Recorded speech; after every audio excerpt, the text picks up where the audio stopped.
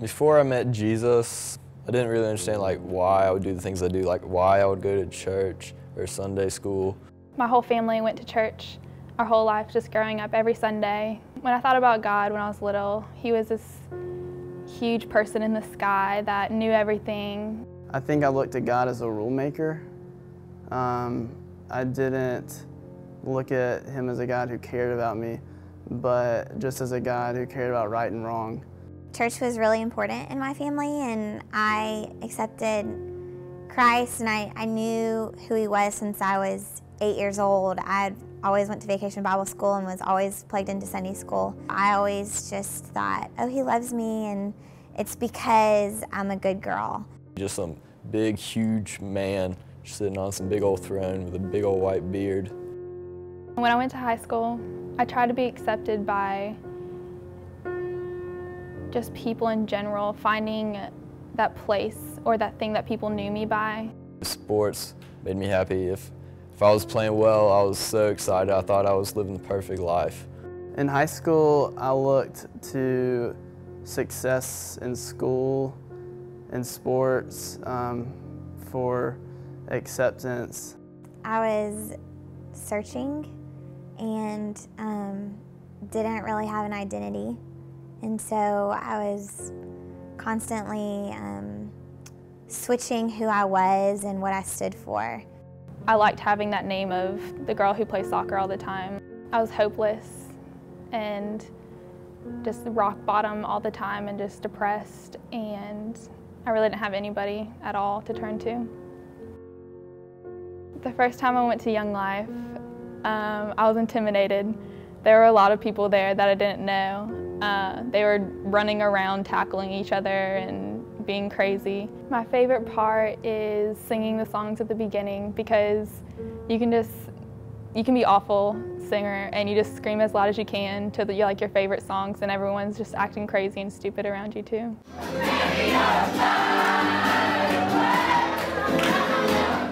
My favorite part of club is the skits, because I like watching the leaders. They're really funny. You were lucky to have a red light. I just liked how everyone was always happy and just excited and wild and crazy. Like, no one really cared what they looked like or what they did. They just had this energy about them that was different. Well, I went to Windy Gap my sophomore year. That was my first YoungLife camp, and I was really nervous.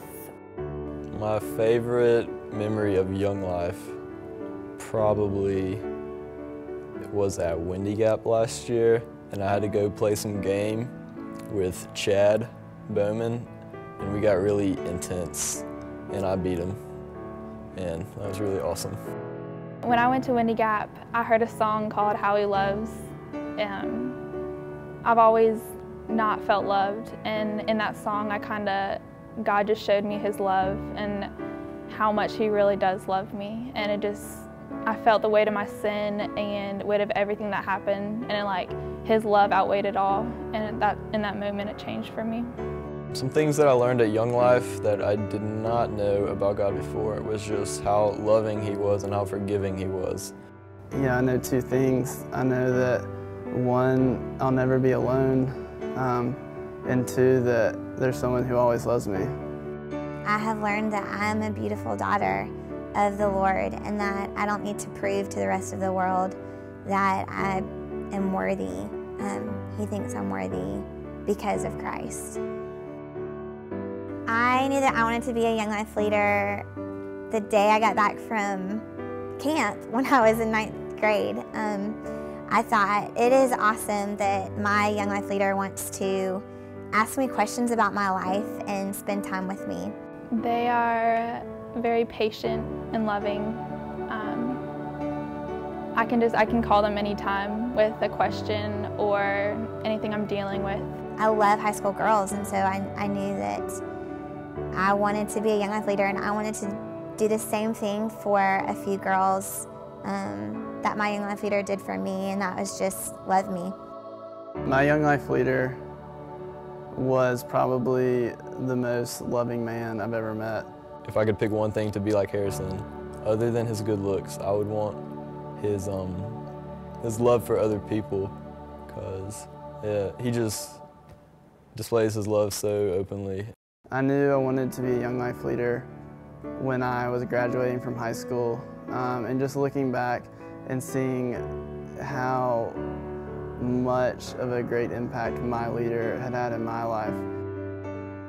If I got a phone call from Carly or another one of the girls in my campaigner group in 20 years from now, I would pray that no matter how much they've grown or how much they've learned, that if anything, they just know how loved they are by Him.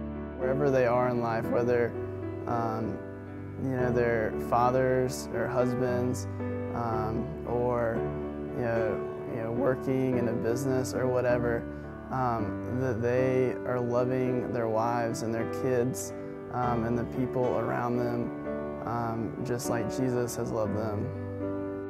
I would also hope to hear that some of these girls have carried out the Great Commission and that they have also made disciples. After I met Christ, my heart was definitely changed. I'm a lot more joyful. I've learned that God loves me all the time. Young Life is important for high school because they need Jesus in their lives, and they might not be able to find that anywhere else. Young Life is important for high schoolers because I think it relates to high schoolers very well. What keeps me going with Young Life is just looking really at my own life and seeing how different it is to live a life in a relationship with God.